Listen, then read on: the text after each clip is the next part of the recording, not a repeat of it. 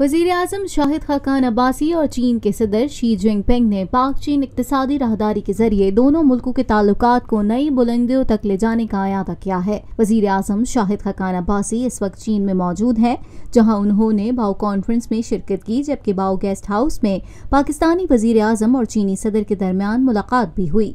इस मौके पर शाहिद खकान अब्बासी का कहना था कि पाक चीन का गहरा दोस्त है और चीन पाकिस्तान इक़्तिसादी राहदारी से ये दोस्ती मजीद मुस्तहकम हुई है, जबकि पाकिस्तान इक़्तिसादियात, तवानाई, ज़राअत, बुनियादी ढांचे और अफरादी क़ुव्वत के शोबों में चीन के साथ ताउन को फ़रोग़ देने का ख्वाह है।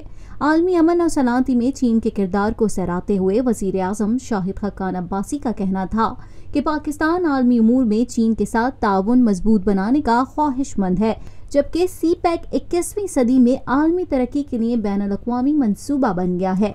चीन के इस्तेहाद और आज़ादाना पॉलिसी से किसी मुल्क को खतरा नहीं। दूसरी जानिब चीन के सदर का कहना था कि आज इलाकाई और बैनुल-अक़वामी सूरत हाल में तेजी से तब्दीलियां आ रही हैं। पाकिस्तान और चीन के दरमियान करीबी दोस्ताना ताल्लुकात इंतहाई अहमियत इख्तियार कर गए हैं। चीन पाकिस्तान के साथ अपने ताल्लुकात को नई बुलंदियों तक ले जाना चाहता है, जो कि एक खित्ता है। शारह मंसूबे के तहत दो तरफा ताल्लुकात की एक अजीम मिसाल होगी। चीन के सदर शी जिनपिंग ने ग्वादर बंदरगाह, सनती जोन्स और बिजली घरों समेत CPEC के तहत तरक्याती मंसूबों की तकमील में चीन के मुकम्मल ताउन का यकीन दिलाया। वाज़ेह रहे, वज़ीर-ए-आज़म शाहिद खकान अब्बासी ने अक़वाम मुत्तहिदा के सेक्रेटरी जनरल से भी मुलाकात की। इस दौरान वज़ीर ख़ारजा ख्वाजा आसिफ, वज़ीर दाखिला एहसन इकबार और आला हुकाम भी उनके हमराह मौजूद थे।